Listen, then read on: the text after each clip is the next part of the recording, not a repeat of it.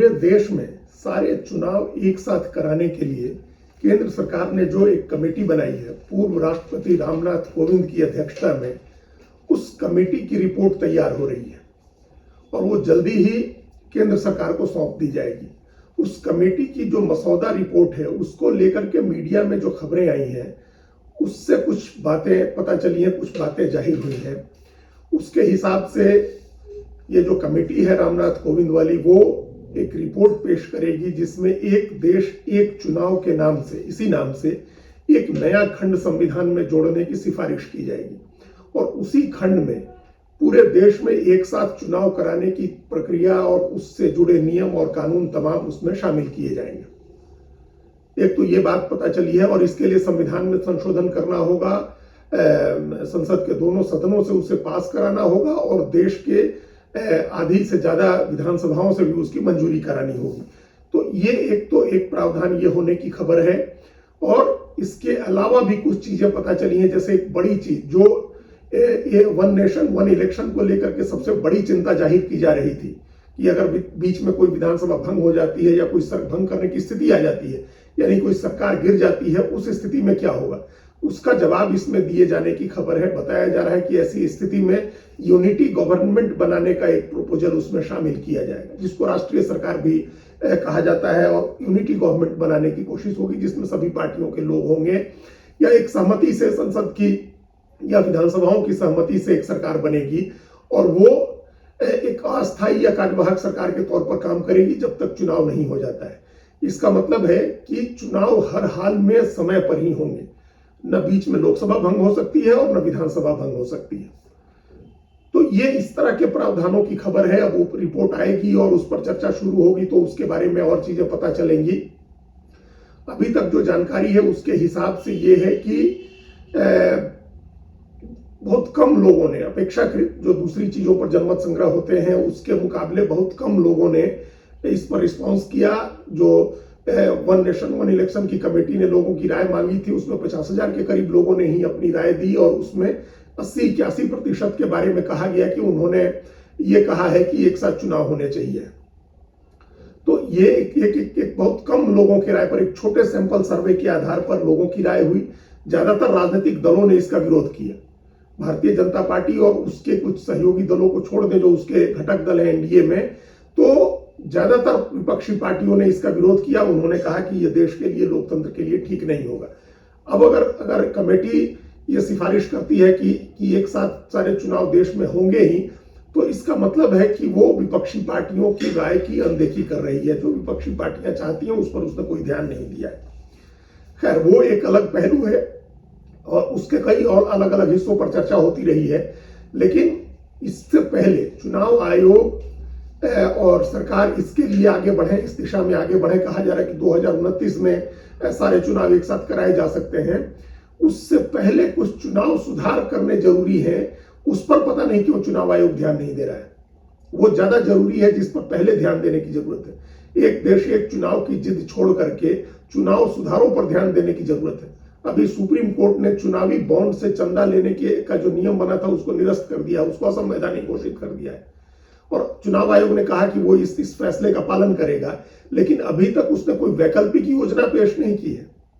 चुनाव का साल चल रहा है, लोकसभा चुनाव की घोषणा होने वाली है, कई राज्यों में विधानसभा चुनाव भी साथ ही होंगे, लेकिन चुनाव का चंदा कैसे दिया जाएगा इसकी कोई वैकल्पिक योजना चुनाव आयोग ने नहीं पेश की है, न सरकार ने कोई योजना पेश की है। अगर इलेक्टोरल बॉन्ड बंद हो गए तो कैसे चंदा दिया जाएगा?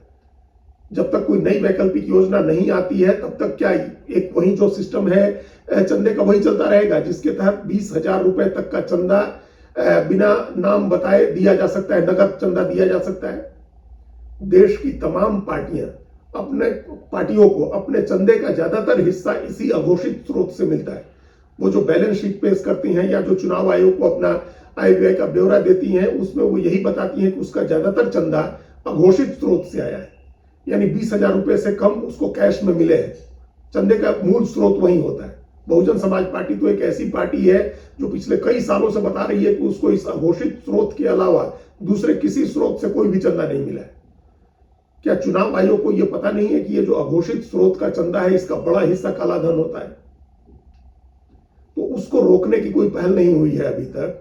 और अब जब इलेक्टोरल बॉन्ड की व्यवस्था खत्म हो गई, सुप्रीम कोर्ट ने निरस्त कर दी, तो कोई नई योजना लेकर के नहीं आया है चुनाव आयोग। इस पर इसकी जरूरत है कि वो चुनावी चंदे की योजना में सुधार करे, वो कोई नई योजना पेश करे जो ज्यादा पारदर्शी हो और जिसमें समानता का मैदान, बराबरी का मैदान सभी पार्टियों के लिए बने।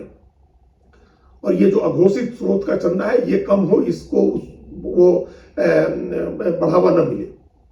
तो ये एक बड़ा सुधार है जो करने की जरूरत है। इसी तरह से चुनाव में आपराधिक छवि वाले लोगों को लड़ने से रोकना एक बड़ा सुधार है जिसकी जरूरत है।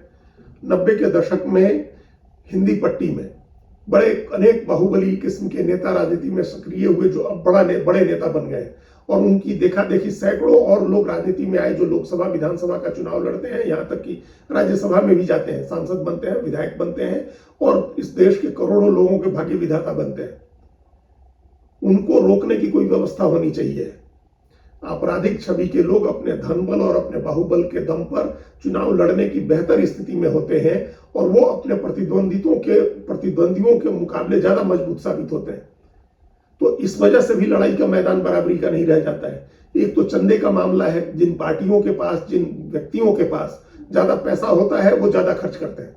चुनाव आयोग ने एक सीमा तय कर रखी है कि लोकसभा चुनाव में 80 लाख रुपए से ज्यादा खर्च नहीं होंगे, लेकिन उसका पालन शायद ही कहीं किया जाता है। सबको पता है कि उससे कई गुना ज्यादा खर्च होते हैं। जो ज्यादा सक्षम है वो ज्यादा खर्च करता है और जो ज्यादा खर्च करता है उसके जीतने की संभावना ज्यादा होती है।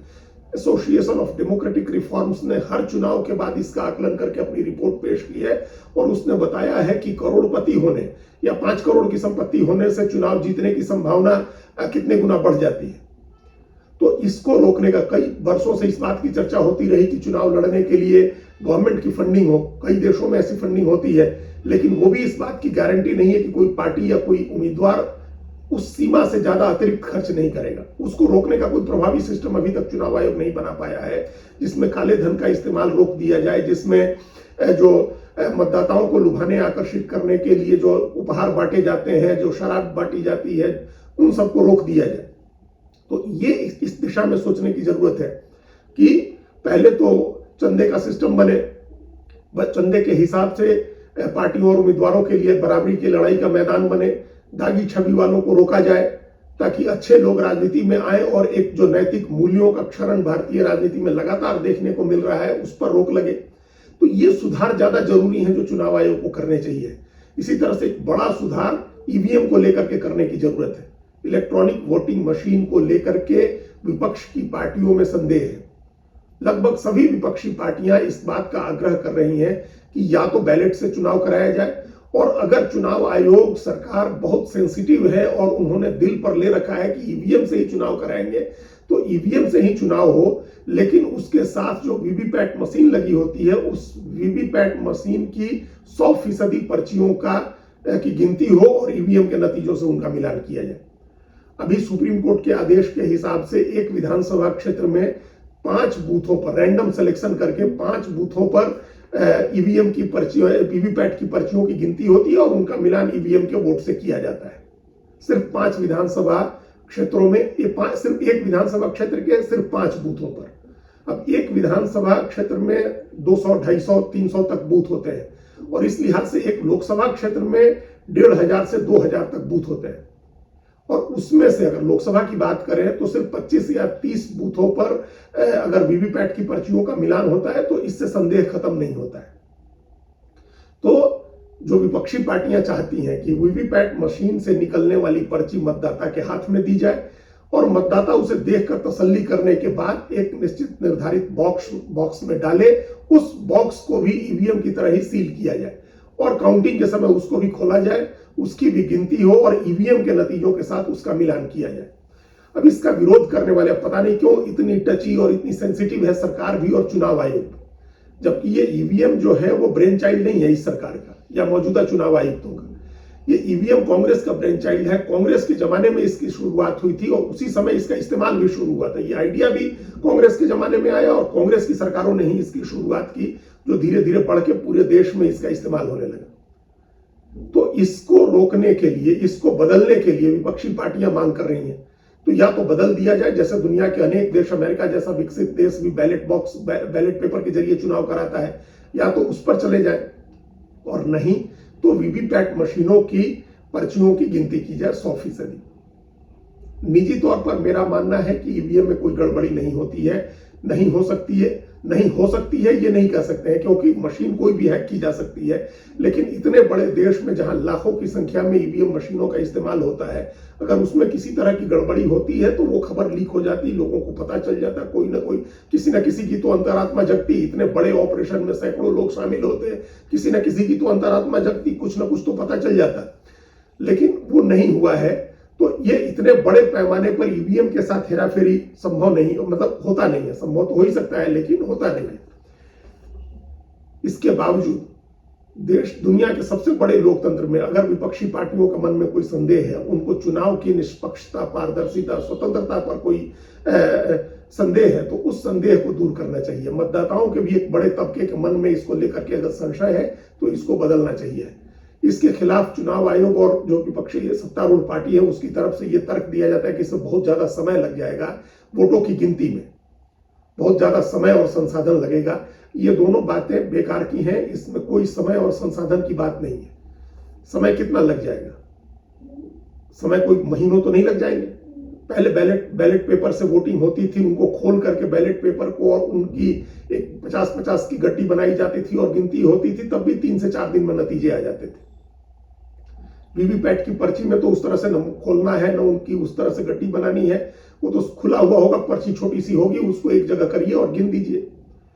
तब भी अगर मान ले कि 3 से 4 दिन का समय लगता है तो ये कौन सा ज्यादा समय हो गया? और जो मतदान कर्मी लगेंगे उनसे थोड़े ज्यादा मतदान कर्मियों की जरूरत होगी, या हो सकता है दुगनी संख्या में हो और 2 शिफ्ट में वो लोग काम करें। तो ये कोई ऐसी चीज नहीं है जिसको नहीं किया जा सकता, जो बहुत भारी काम है। 3 से 4 दिन का समय लगना कोई बड़ी चीज नहीं है। चुनाव आयोग लोकसभा का चुनाव 60 से 75 दिन में पूरा कराता है। पिछले चुनाव की बात करें 2019 का, तो 10 मार्च को चुनाव की अधिसूचना जारी हुई थी और 30 मई को सरकार ने शपथ ली थी। तो ये लगभग 2.5 महीने से ज्यादा का समय लगा था चुनाव की प्रक्रिया पूरी होने में। 75 दिन से ज्यादा का समय लगा था। तो इतना समय अगर लग रहा है, कई राज्यों में हम लोगों ने देखा है, और लोकसभा चुनाव में भी, पिछली बार 12 अप्रैल को पहले चरण का मतदान हुआ था और 20 अप्रैल के बाद जाकर के 20 मई के बाद जाकर के गिनती हुई थी। यानी 1 महीना 8 दिन से ज्यादा लोगों को इंतजार करना पड़ा था नतीजों के लिए, कई जगह जहां पहले चरण में मतदान हो गया था।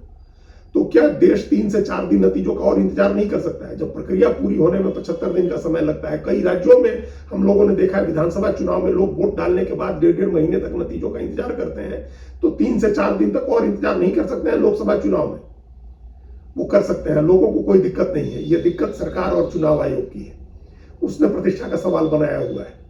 ये इसको विपक्षी पार्टियों और मतदाताओं के एक बड़े समूह के मन में जो शंका है, जो संदेह है, उसको दूर करने के लिए ये काम अभी किया जा सकता है। चुनाव आयोग अभी जो करने जा रहा है उससे ज्यादा बड़ा काम, ज्यादा बड़ी जरूरत ये है कि धन बल का इस्तेमाल रोकें, बाहुबल का इस्तेमाल रोकें, चुनाव में जो गड़बड़ियों की आशंका है उसको रोकें, ईवीएम को लेकर के जो संदेह है उसको दूर करें। नहीं तो दुनिया के सबसे बड़े लोकतंत्र का ढोल बजाने से नहीं होगा, और एक साथ एक देश एक चुनाव की जिद पकड़ने से भी कुछ नहीं होगा। ये बहुत आसान है कि वीवीपैट पर्चियों की 100% गिनती हो, बेशक नतीजों में 3 से 4 दिन का समय लग जाए। तो ये चुनाव सुधार ज्यादा जरूरी है। चुनाव आयोग को पहले इस पर ध्यान देने की जरूरत है। धन्यवाद।